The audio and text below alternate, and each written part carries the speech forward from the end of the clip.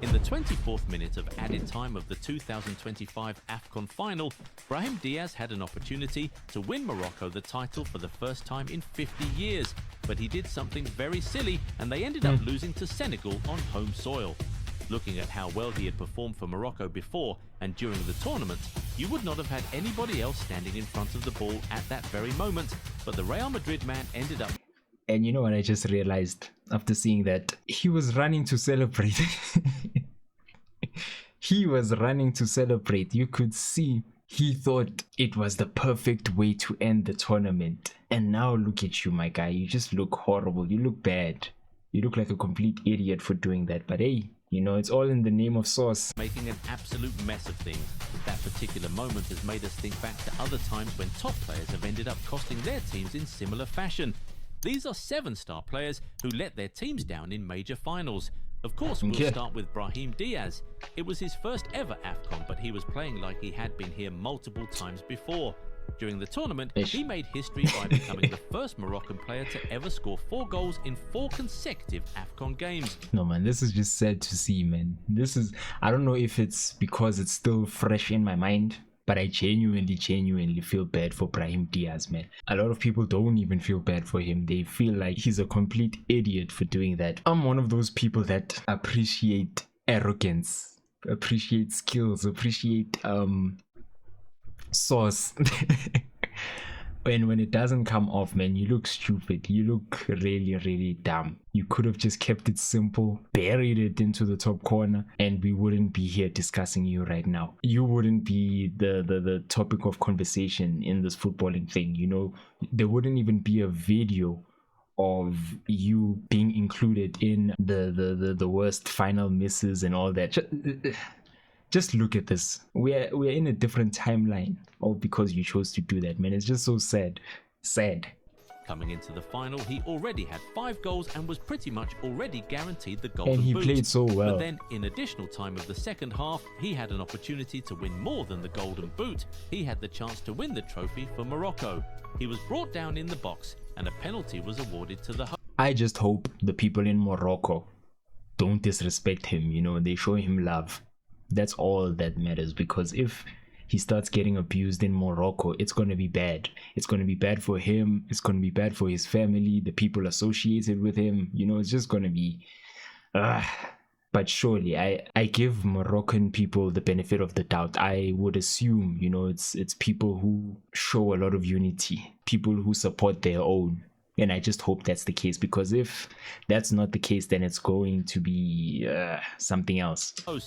Through a walkout protest by Senegal, they returned to the pitch and the ball was handed to Brahim to score and secure the trophy for Morocco. Everyone thought he would smash the ball into the back of the net, but instead he went for a Panenka and Mendy saved it easily. That miss allowed the game to go into extra time, where Senegal went on to win the game and the title. The country had waited 50 years and they came so close to tasting victory on home soil, but Brahim totally let his team down and was reduced to tears after that miss.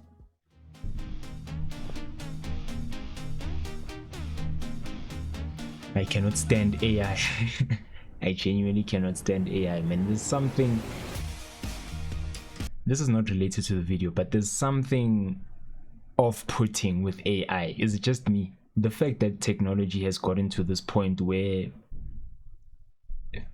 people can't tell if it's AI or reality, it's very scary, because people can use this to manipulate opinions and situations, you know. I know with this video it's not really a great example of this, because you can clearly see it's fake, it's clean, it's too clean. The movement, everything, it looks like AI, but there's videos out there, man. You just cannot tell what's what, and those are the ones that scare me.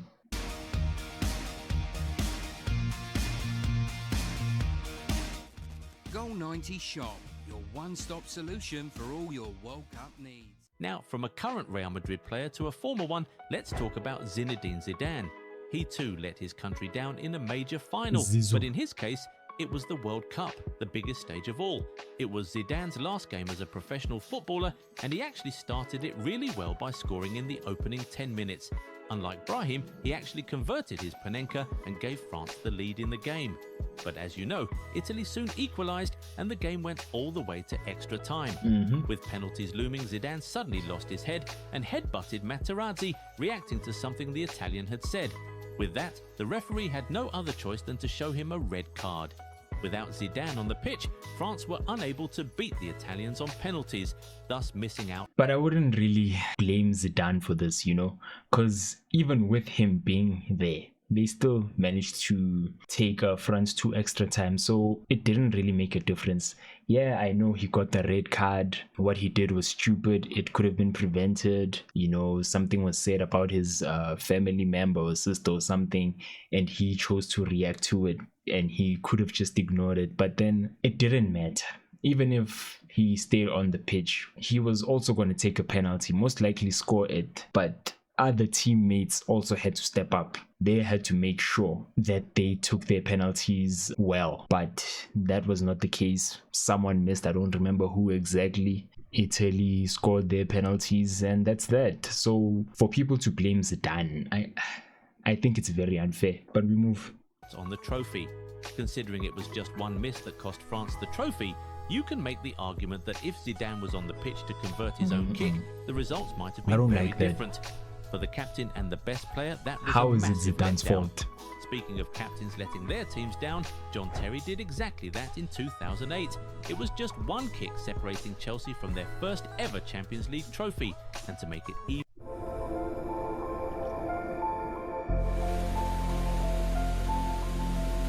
even sweeter, they were set to do it against local rivals Manchester United. But at the very last minute, Terry slipped and ended up hitting the shot against the woodwork. Sad. Just like that, the golden opportunity was gone. From that point on, United remained perfect while Nicolas Anelka That's what I was about went to on say. to miss his penalty. That's what I was about to say. No one speaks about the Anelka miss because he got stopped. John Terry, it was more of a slip, but people remember John Terry more. When people talk about this game, it's all about John Terry. John Terry, he's the one who cost them, but no one really speaks about Anelka. But that's the sad thing about penalties. Someone is going to have to miss.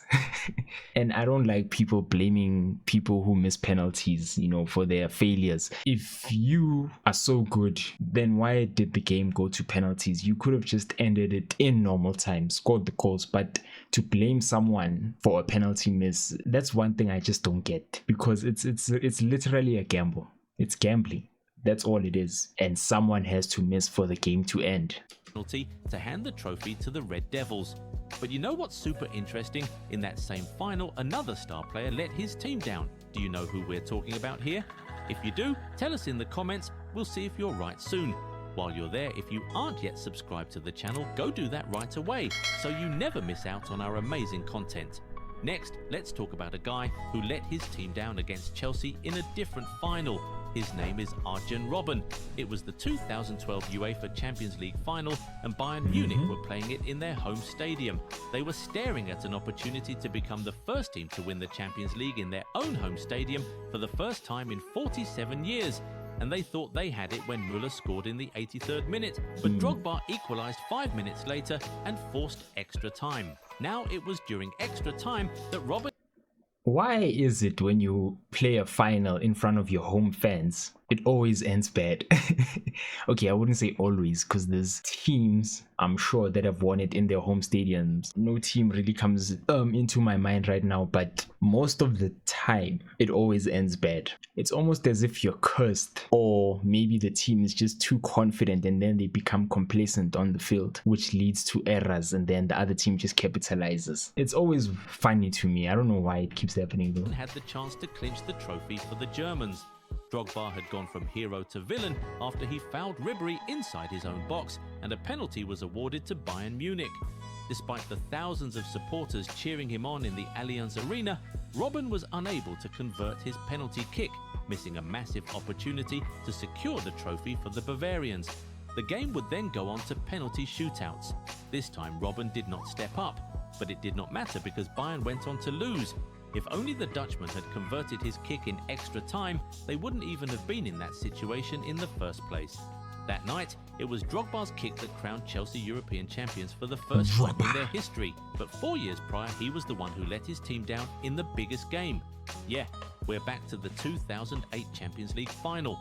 Before things even got to penalties where Terry let his team down, Didier Drogba had already done something silly that really affected Chelsea's chances.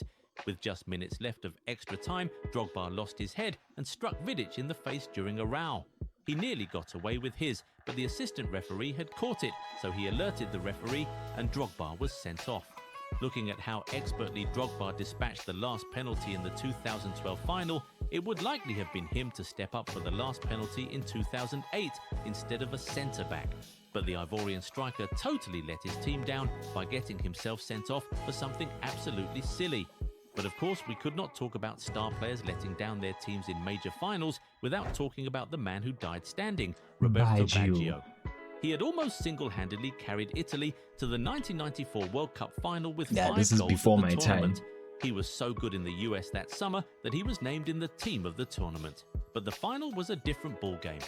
They were up against the toughest opposition in Brazil, and the game was very keenly contested. It was 0-0 from minute 1 to minute 120, so the game was to be decided on penalties. With Italy having missed 2 penalties and Brazil having missed 1 in the shootout, Baggio stepped up to the spot knowing that if he missed, Brazil would be crowned champions. The pressure was super high and the Italy number 10 appeared to fold under it. He sent his penalty flying high over the bar and he immediately felt like he had let an entire nation down. With that, But could you imagine, man, letting your nation down like that? It's just so traumatizing. Not a lot of people get to recover from this, you know. Some even get abused for years and years after their retirement, all because of one moment. It's crazy, man. The pressure, it's ridiculous. that feeling of despair brewing inside him, Baggio was rooted to the spot. And we have to remember, these people are humans at the end of the day. I don't know why people put them on such a huge pedestal, you know, and then get surprised when they let them down. I just don't get it. Why did you put them there in the first place? You have to accept this is a human being and they are going to mess up eventually, and it's completely normal. It's completely normal, but people don't expect that. They expect them to be on top of their game, make perfect decisions. Everything must be perfect all day, every day, which is not realistic. It's not realistic, and it's unfortunate. Some people, you know, like these guys on this video, they make the mistakes at the wrong time. It's sad to see. For about 8 minutes with his head bowed after that miss, which was why he was referred to as the man who died standing. We'll now wrap up this video with Gonzalo I mean, listen Higuain. to that. You get a nickname like a man who dies standing. No one wants to have a name like that. No one wants to be known for that. Crazy. Unlike the other entries in this video, this wasn't a case of a penalty miss or a sending off, but the gravity of what he did definitely sits on the same table as the rest The of them. miss. It was the 2014 World Cup final, and Argentina had the opportunity to win the trophy for the first time in 28 long years. And on top of that, they had the rare opportunity to do it on the home ground of their very bitter rivals, Brazil. Going into this game, it was clear that there wouldn't be too many goals, so one had to take every chance they got, because it could be the difference. But Higuain didn't hide. The striker had a golden opportunity to break the deadlock in the first half when Cruz miscued a header and pretty much gift-wrapped a 1-versus-1 chance and handed it to him. It was the best chance of the entire 120. That miss was horrible though. I won't lie. That miss was horrible. One of the worst misses in a World Cup final, because you're just one-on-one. Why would you shoot it off target so badly? And if you don't have it under control, there's still space for you to run into the box, you know. You could relax, come down, and then bury it at the last second, or maybe get closer, go around the goalkeeper, or even lob it. There's options, and yet he chooses to volley it like that. No man, that miss, disgusting. 20 minutes of play, but the seasoned goal scorer was not even able to put the ball on target. As you know, the game went to extra time, and a 113th minute goal from Mario Götze ended up winning Germany the trophy, breaking the hearts of the South American team. After the loss, Argentines and Messi fans around the world tore into Higuain for that huge miss in the first half, and they insist that he let his team and his country down on that day in Brazil. Now, of course, there are more star players who have let their teams down in major finals, so feel free to drop more names.